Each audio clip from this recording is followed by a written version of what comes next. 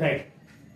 ಈಗ ನಾರ್ಮಲ್ ಆಗಿ ನಾವು ಹೆಂಗ್ ಮಾಡಿದೇವಿ, 1 + 3 3 + 5 5 + 7 7 + 9 9 + 11. ಈ ನಾರ್ಮಲ್ ಆಗಿ ನಾವು ಈ ತರ ಬೆಸ ಸಂಖ್ಯೆ ಕೂಡಿಸ್ತೀವಿ. ಬಟ್ ಇಲ್ಲಿ ಏನದ ಅಂತಂದ್ರೆ ಈ ಸಂಖ್ಯಾ ಪದ್ಧತಿಯಲ್ಲಿ ಈ ತರ ಬೆಸ ಸಂಖ್ಯೆಗಳು ಒಂದ್ ವೇಳೆ ಇದ್ರೆ ಅಂದ್ರೆ ಇದ್ದು ಅಂದ್ರೆ ಬಹಳ ಈಸಿ, ಕೂಡ್ಸೋ ಅವಶ್ಯಕತೆ ಇಲ್ಲ, ಒಂದೇ ನಿಮಿಷನಾಗ ಉತ್ತರ ಸಿಗುತ್ತೆ.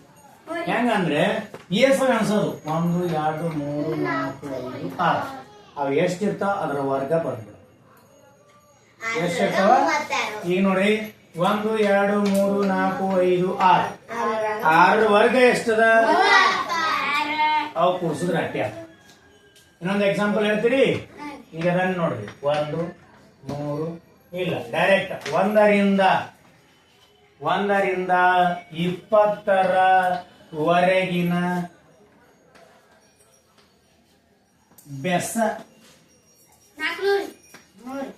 ಬೆಸ ಸ್ವಾಭಾವಿಕ ಸಂಖ್ಯೆಗಳ ಮೊತ್ತ. ಯಾರು ಹೇಳ್ತೀರಿ? ನಾನ್ ಹೇಳ್ತೀನಿ, 1ರಿಂದ 20ರವರೆಗಿನ ಬೆಸ ಸ್ವಾಭಾವಿಕ ಸಂಖ್ಯೆಗಳ ಮೊತ್ತ. ಹೇಳು.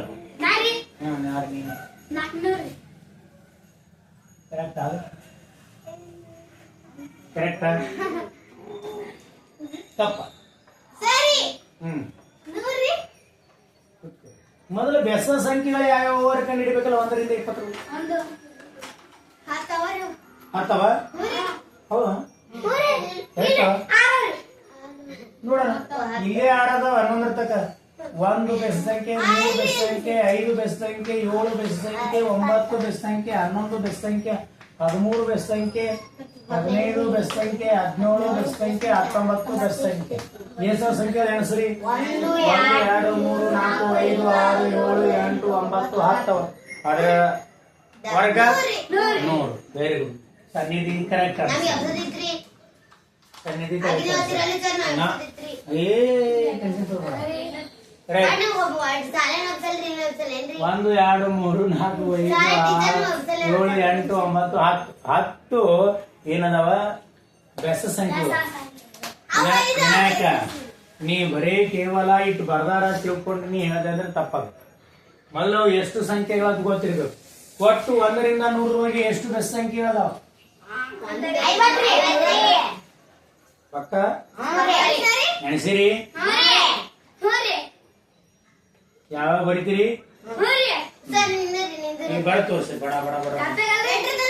1ರಿಂದ 100ರವರೆಗಿನ ಬೆಸ ಸಂಖ್ಯೆಗಳು ಬಡ ಬರೀರಿ.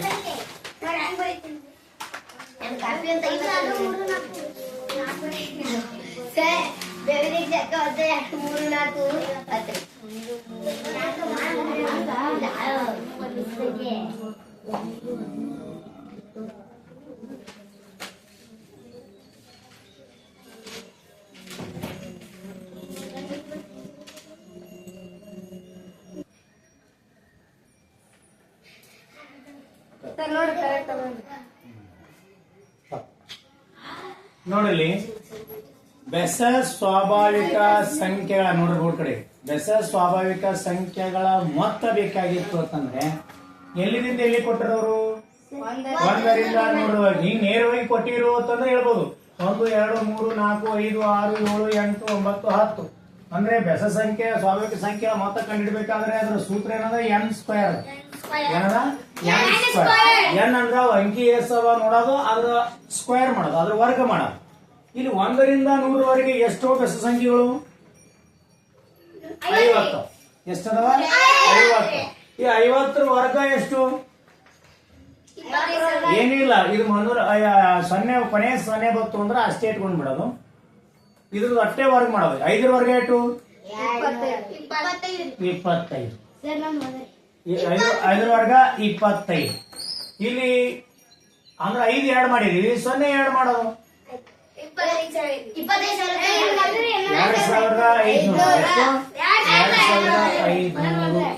ಯಾವುದೇ ಕೊನೆಗೆ 0 ಬಂತು ಅಂದ್ರೆ ನೀವ್ ಮಾಡಿರಿ 1 0 ಬಿಟ್ಟು ಮಾಡಿರಿ. ಹೆಂಗ್ ಮಾಡಿರಿಪ್ಪ ಅಂತಂದ್ರ 50 × 50 ಮಾಡ್ಯಾನ ಅವ 5 ಇಟ್ಟು ಇದು ಒಂದೇ ಸೊನ್ನೆ ತಗೊಂಡ.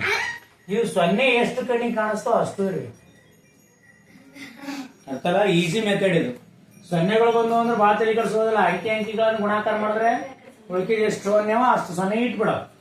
ಆಟೋಮೆಟಿಕ್ ಆಗಿ ನಮ್ಗೆ ಅದ್ರ ವರ್ಗ ಸಿಗ್ತಕ್ಕಂಥ.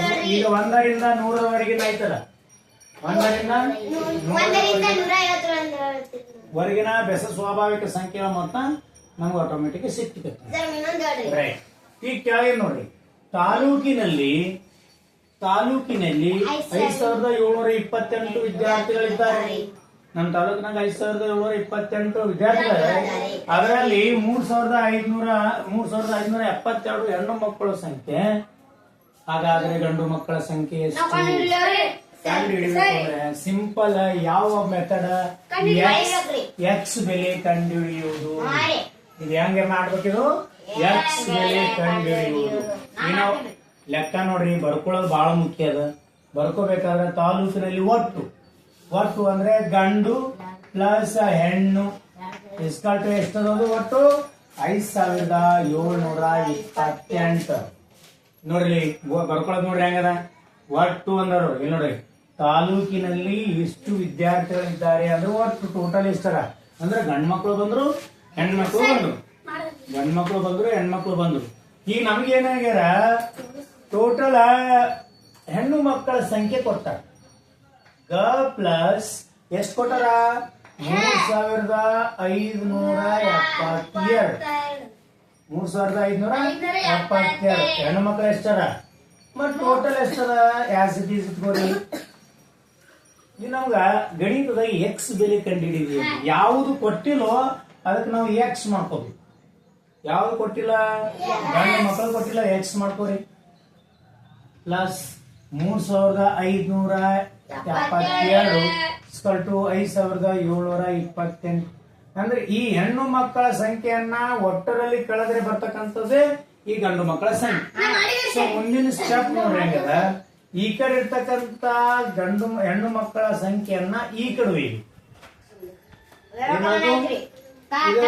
ಪ್ಲಸ್ ಅದ ಆಚೆ ಕಡೆ ಹೋಯ್ತಂದ್ರೆ ಏನಾಗ್ತದ? ಒಂದ್ ವೇಳೆ ಈ ಸಮಸಂಖ್ಯೆಯಿಂದ ಈ ಕಡೆ ಪ್ಲಸ್ ಇತ್ತಂದ್ರೆ ಈ ಕಡೆ ಹೋಗಿ ಏನಾಗ್ತದ? ಈ ಕಡೆ ಮೈನಸ್ ಇತ್ತಂದ್ರೆ ಈ ಕಡೆ ಹೋಗಿ ಏನಾಗ್ತದ? ಈ ಕಡೆ ಗುಣಾಕಾರ ಇತ್ತು, ಈ ಕಡೆ ಹೋದ್ರೆ ಏನಾಗುತ್ತೆ? ಭಾಗಾಕಾರ. ಇಲ್ಲಿ ಭಾಗಾಕಾರ ಇತ್ತು, ಆ ಕಡೆ ಹೋಗಿ ಏನಾಗ್ತದ? ಇವಿಷ್ಟು ನೆನ್ಪಿಟ್ರೆ ನಿಮ್ಗೆ ಎಕ್ಸ್ ಬೆಲೆ ಕಂಡುಹಿಡಿದು ತುಂಬಾ ಇಷ್ಟ ಈಸಿ ಆಗುತ್ತೆ. ನಮ್ಗೆ ಯಾವ್ದು ಕೊಟ್ಟಿಲ್ಲ ಅದು ಕಂಡುಹಿಡ್ಲಿಕ್ಕೆ, ಯಾವ್ದು ಕೊಟ್ಟಿಲ್ಲ ಅದು ಕಂಡುಹಿಡ್ಲಿಕ್ಕೆ ತುಂಬಾ ಈಸಿ ಆಗ್ತಕ್ಕಂಥದ್ದು. ಈಗ ಏನ್ ಮಾಡೋಣ, ಎಕ್ಸ್ = ಇದು ಈ ಕಡೆ ತೊಗೊಳ್ಳೋಣ. ಇದು ಹೆಂಗಾರ ಹಂಗೆ ಇಟ್ಕೊಳ್ಳೋಣ. ಇಸ್ಕೊಲ್ಟ್ ಆಗ ಇದಾದ ಅಂಕಿ 5728 ಮೈನಸ್ ಪ್ಲಸ್ ಇದು ಏನಾಗ್ತದ? ಮೈನಸ್ ಎಷ್ಟರಲ್ಲಿ? 3572. ನಾವು ನಾರ್ಮಲ್ ಆಗಿ ಕೆಳಗೆ ಹೆಂಗ್ ಮಾಡ್ತೀವಿಪ್ಪ ಅಂತಂದ್ರೆ ಮ್ಯಾಲ 5728 ಇಟ್ಕೋತೀವಿ, ಕೆಳಗಡೆ 3572 ಇಟ್ಕೋತೀವಿ. ಈ ಕಡೆ 8ದಾಗ 2 ಕಳೆದ್ರ 2ದಾಗ 7 ಕಳೀಲಿಕ್ಕೆ ಬರಲ್ಲ. ಅವಾಗ ಏನ್ ಮಾಡ್ತೀವಿ? ಪಕ್ಕದಾಗಿದ್ದ ಒಂದ್ ಕಡೆಯಿಂದ 10 ಕಡ ತಗೋತೀವಿ. ಅವಾಗ 10 ಕಡ ತಗೊಂಡ್ವಿ. ನಮ್ಮಲ್ಲಿ ಎಷ್ಟದಾವ? 10 + 2 8 12ದಾಗ 7 ತೆಗೆದ್ರೆ 5 ಉಳಿತು. ಹೇಳ್ರಿ, 10 ಕಡ ತಗೊಂಡಿದ್ದೀವಿ, ವಾಪಸ್ ಕೊಡ್ರಿ ಅವ್ರಿಗೆ. ಹೌದಾ? 10 ಕಡ ತಗೊಂಡು ಮುಂದಿನವನಿಗೆ 10ರ ಸ್ಥಾನದವನಿಗೆ ಕೊಡ್ತೀವಿ. ಈಗ ನೋಡ್ರಿ 7 ಅದ, 7 5 ಇದೊಂದು ಕಡ 6. 7ದಾಗ 6 ಕಳೆದ್ರ 1 ಕೈಲ ಕೂಡ ಅವಶ್ಯಕತೆ ಇಲ್ಲ. 5ದಾಗ 3 ಕಳೆದ್ರೆ 2.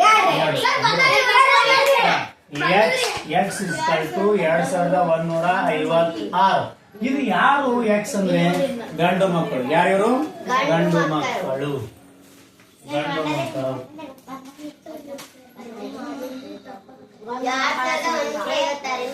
2156 ಗಂಡು ಮಕ್ಕಳು. ಈಗ ನೆಕ್ಸ್ಟ್ ನೋಡ್ರಿ, ನೋಡ್ಕೋ.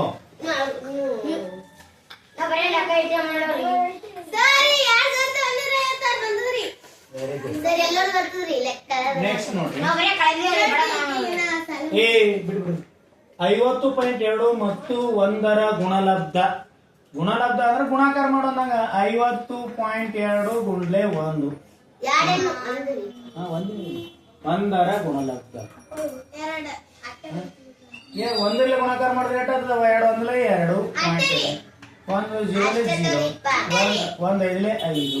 ಓಕೆ, ಇದು 4ನೇದು. ಇನ್ನು 5ನೇದು. 5 ಲೀಟರ್ ನಲ್ಲಿ ಡ್ಯಾಶ್ ಮಿಲಿ ಲೀಟರ್ ಇರ್ತವೆ. ಈ ಮಿಲಿ ಲೀಟರ್ ಕಂಡು ಹಿಡಿಬೇಕಾದ್ರೆ ಮೊದಲು ನಮ್ಗೆ ಗೊತ್ತಿರ್ಬೇಕು 1 ಲೀಟರ್ದಾಗ ಎಷ್ಟು ಮಿಲಿ ಲೀಟರ್ ಇರ್ತವೆ. 1 ಲೀಟರ್ಗೆ 1 ಲೀಟರ್ಗೆ 1000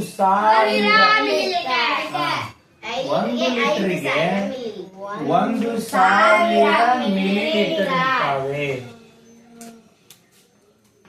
ಇನ್ನ 5 ಲೀಟರ್ಗೆ ಎಷ್ಟಿರ್ಬೋದಪ್ಪ ಅಂದ್ರೆ 5 ಗುಂಡ್ಲೆ 1000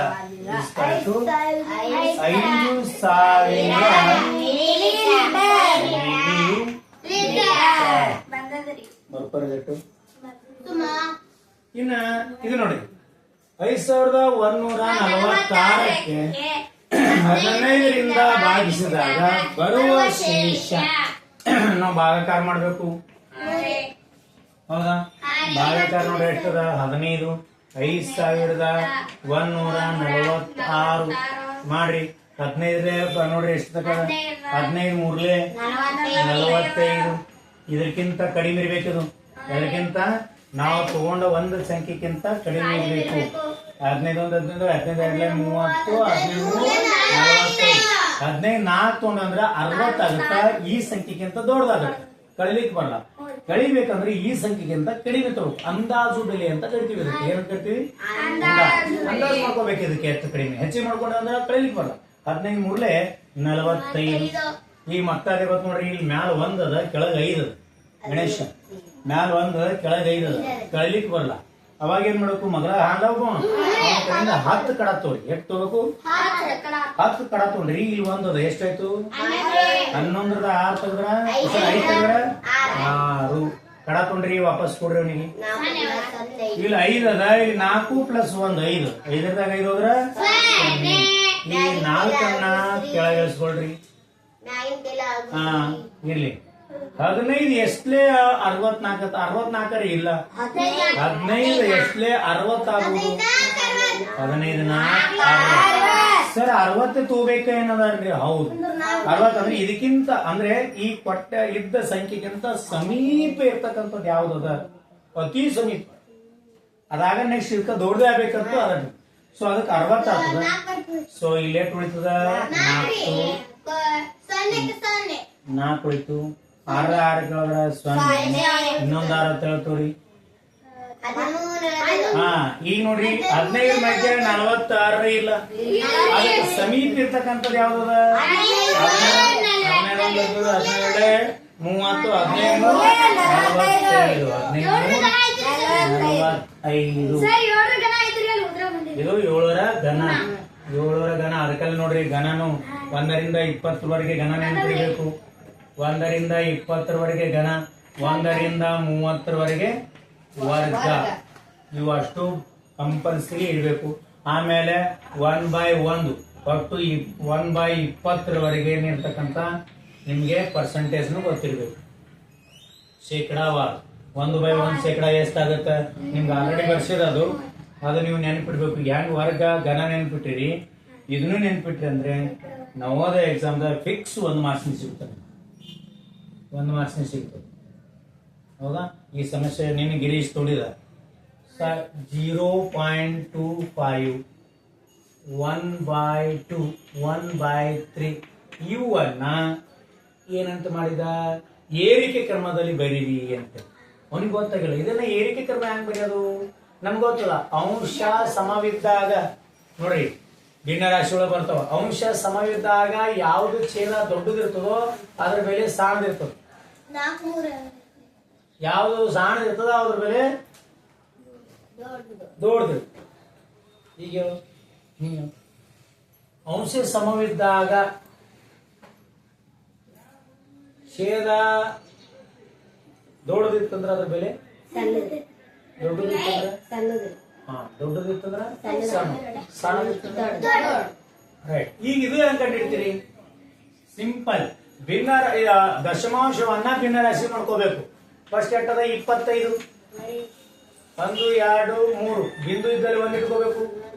2 ಅಂಕಿ ಅದ 2 0, 25 ಒಂದಲೇ 25 4 ಅಂದ್ರೆ ಇಲ್ಲಿ ಏಟ್ ಆಯ್ತು 1/2, 1/3 ಅಂಡ್ 1/4. ಈಗ ಹೇಳ್ರಿ ಅಂಶ ಸಮವಾಗಿದೆ, ಛೇದ ದೊಡ್ಡದೈತಂದ್ರ ಅದು ಚಿಕ್ಕದಾಗತ್ತ, ಹೌದಾ? ಇದು ಚಿಕ್ಕದು, ಅದಕ್ಕಿಂತ ದೊಡ್ಡದು, ಅದಕ್ಕಿಂತ ದೊಡ್ಡದು. ರೈಟ್. ಇದು ಏರಿಕೆ ಕ್ರಮದಲ್ಲಿ ಇಳಿಕೆ ಕ್ರಮದಲ್ಲಿದೆ. ಫಸ್ಟ್ ಏರಿಕೆ ಇಳಿಕೆ ಕ್ರಮ. ರೈಟ್. ನಮ್ಗೆ ಏರಿಕೆ ಕ್ರಮ ಬರಿ ಅಂದ, ಏರಿಕೆ ಕ್ರಮ ಬರಿ ಅಂದ. ಏರಿಕೆ ಕ್ರಮ ಬರಬೇಕಾದ್ರೆ ಫಸ್ಟ್ 1/4, 1/3, 1/2. ಇದು ನಿಮಗೆ ಭಿನ್ನ ರಾಶಿ ಒಳಗೆ ಬರ್ತದ ಬಂದಾಳಿಗಳನ್ನು. ಸೊ ಅದಕ್ಕೆ ನಿಮಗೆ 1 ರಿಂದ 20ರವರೆಗಿನ ಭಿನ್ನ ರಾಶಿ ಶೇಕಡಾ ಕ್ರಮ ಹೆಂಗ್ ಮಾಡ್ಬೇಕು ಅನ್ನೋದು ಮಾಡ್ಕೋಬೇಕು. ಈಗ ಬರೀ 5146 15 ರಿಂದ ಭಾಗಿಸಿದಾಗ ನಮ್ಗೆ ಏನ್ ಕೇಳ ಶೇಷ ಎಷ್ಟು ಉಳಿದ ಶೇಷ? ಈಗ 6ದ 5 ತೆಗೆದ್ರ 4ದ 4 ತೆಗೆದ್ರ ಅಂದ್ರೆ ಶೇಷ ಎಷ್ಟು ಉಳಿತು ನಮಗ? ಶೇಷ 1 ಉಳಿತು. ಲೆಕ್ಕ ಕರೆಕ್ಟ್ ಬಂದದ? ಶೇಷ 1. ಇಲ್ಲಿ ನೋಡಿ, ಅಧಿಕ ವರ್ಷದಲ್ಲಿ ಫೆಬ್ರವರಿ ತಿಂಗಳಲ್ಲಿ ಇರುವ ಒಟ್ಟು ದಿನಗಳು 29. ಎಷ್ಟದಾವ? 29. ಎಷ್ಟದಾವ? 29 ಅದಾವ. ಎಷ್ಟದಾವ? 29.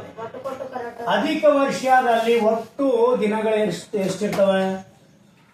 ಅಧಿಕ ವರ್ಷದಲ್ಲಿ ಒಟ್ಟು ದಿನಗಳು ಎಷ್ಟು? 366. ಮತ್ತೆ ಸಾಮಾನ್ಯ ವರ್ಷದಲ್ಲಿ ಎಷ್ಟಿರ್ತವ? ಸಾಮಾನ್ಯ ವರ್ಷದಲ್ಲಿ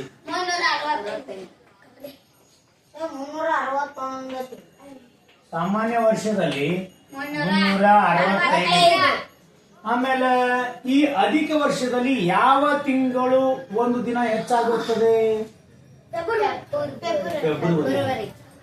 ಅಧಿಕ ವರ್ಷದಲ್ಲಿ ಯಾವ ತಿಂಗಳು? ಅಧಿಕ ವರ್ಷದಲ್ಲಿ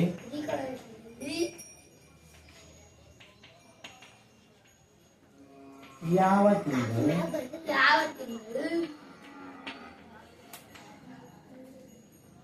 ಒಂದು ದಿನ ಹೆಚ್ಚಾಗುತ್ತದೆ? ಯಾವುದು? ಫೆಬ್ರವರಿ. ಎಷ್ಟಾಗ್ತವ? ಮೊದಲು ನಾರ್ಮಲ್ ಆಗಿ 28 ಇರ್ತಾವ, ಇದು 29 ಆಗುತ್ತೆ. ನಾರ್ಮಲ್ ಆಗಿ ಎಷ್ಟಿರ್ತಾವ?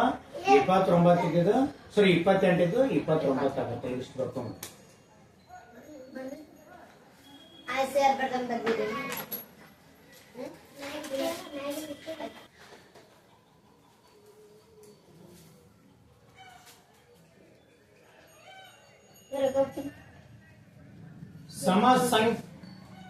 ಸಮಸಂಖ್ಯೆಗಳ ಮೊತ್ತ ಎಷ್ಟದ? ಸಮಸಂಖ್ಯೆಗಳ ಮೊತ್ತ ಕಂಡುಹಿಡಿಯಬೇಕಾದ್ರೆ 1 ರಿಂದ 100ರವರೆಗಿನ ಎಷ್ಟು ಸಮಸಂಖ್ಯೆಗಳದಾವ? 50.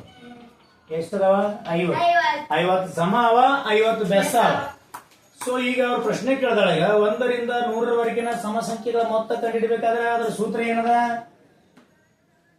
ಸೂತ್ರ ಸಿಗ್ಮಾ n ಗುಂಡ್ಲೆ n+1 ಇಲ್ಲಿ ಒಟ್ಟು ಸಂಖ್ಯೆಗಳು ಎಷ್ಟು ಅನ್ನೋದು ಗೊತ್ತಿರ್ಬೇಕು ನಮಗೆ. 1 ರಿಂದ 100ರವರೆಗೆ ಎಷ್ಟದಾವ? 50. ಸೊ ಸೂತ್ರ ಗೊತ್ತಾಯ್ತು, ಒಟ್ಟು ಸಂಖ್ಯೆಗಳು ಗೊತ್ತಾಯ್ತು. ಈಸಿ ನೋಡಿ, ಎಲ್ಲೆಲ್ಲಿ n ಬರ್ತದ ಅಲ್ಲೆಲ್ಲಿ ಆ ಸಂಖ್ಯೆಗಳನ್ನ ಹಾಕ್ಬೇಕು. n ಅಂದ್ರೆ ಎಷ್ಟದ? 50 ಅದ. ಸಿಗ್ಮಾ n 50 ಗುಂಡ್ಲೆ ಬ್ರೊಕೆಟ್ n ಇದ್ದಲ್ಲಿ 50 +1 ಬ್ರೊಕೆಟ್ ಕ್ಲೋಸ್. ಈಗ ಮೊದಲ ಬ್ರೊಕೆಟ್ ನಾನು ಮಾಡ್ಬೇಕು. ಬ್ರೊಕೆಟ್ ನ 50 +1 ಎಷ್ಟಾಗ್ತದ? 51. 50 ಗುಂಡ್ಲೆ 51 ಅಂಕಿ ಇಡ್ರಿ ಡೈರೆಕ್ಟ್ ಆಗಿ. 50 ಗುಂಡ್ಲೆ 51 0 ಇತ್ತು ಅಂದ್ರೆ ಅದು ಕಡಿ ನೆನಪಿಟ್ಕೋರಿ. 5 ಅಂದ್ರೆ 5, 5 ಅಂದ್ರೆ 25. ಆ 0 ಅಲ್ಲಿ 0 ಮ್ಯಾಲ ಬರ್ಲಿ ಕೆಳಗಡೆ ಬರ್ಲಿ ಅದು ಗಡಾಕ್ ಇಟ್ಕೊಂಡು ಲೆಕ್ಕ ಮಾಡಿ. ಮಧ್ಯದಲ್ಲಿ ಬಂತು ಅಂತಂದ್ರೆ ಅದು ಮಾಡಲೇಬೇಕು. ಮಧ್ಯದಲ್ಲಿ ಬಂತು ಅಂದ್ರೆ ಅದು ಮಾಡಬೇಕಾಗಿರ್ತಕ್ಕಂಥದ್ದು. ಇಲ್ಲಿಗೆ ಇದರ ಉತ್ತರ ಬರ್ಕೊಂಡು